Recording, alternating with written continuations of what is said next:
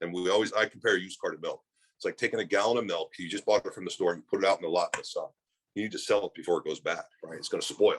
It's out there the longer it sits out there, the more money you lose, right? So why? You have to turn it fast. What's that?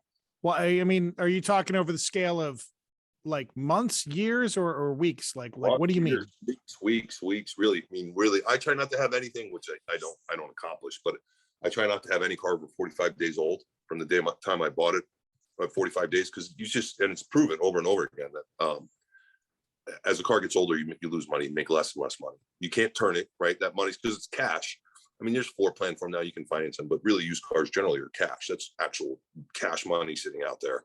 It's not you're not like a new car, the factory gives it to you and you get a loan for it. And used cars generally are cash. So they're sitting out there, they're going down in value every day. A new book comes out every week, or the market changes every week. So that stuff gets scary.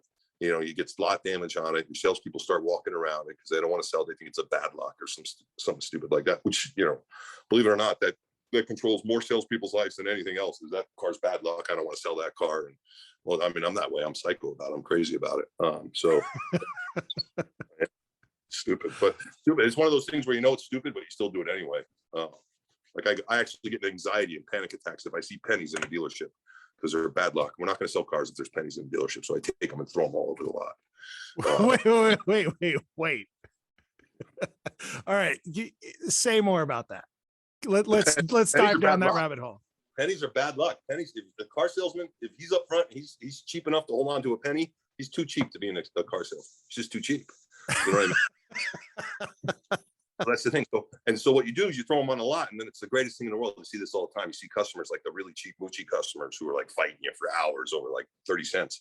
This is my favorite thing to watch him. I watch you throw a bunch of pennies on the lot, and you watch some guy come up and pick one up and he goes, "Look, a penny for good luck." He's all excited. He found a penny on the lot. So that's good luck. Now you can buy a car from him. So, pretty funny. The pennies, and I mean, how irrational, illogical is that I think pennies are going to stop someone from selling cars? But I get anxious over it. I get like physically anxious. I can feel it. I get upset. And I'd like to say, that's why we didn't sell any cars today. That's why we only sold 2 cars today, because you had pennies in your desk. Get them out of here. Listen, I don't respect anyone who doesn't have a little bit of superstition. Yeah, I agree. Well, you got a lot. Most of these guys here have a lot. But anyway, I mean, that's the superstition stuff. That car won't sell. That car's, it's got red in it or something stupid. And so the cars start to age, and then you lose money.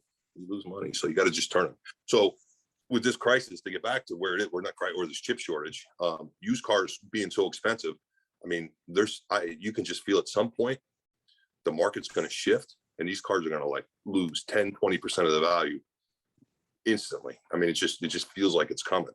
So you got to pay all this money for these cars. They're sitting out there. They're terrifying, right? There's some dealers who they're like, fuck it, I'm not going to do anything. They won't buy the cars. They won't pay the money for them. But I just bought this place. I need something to sell.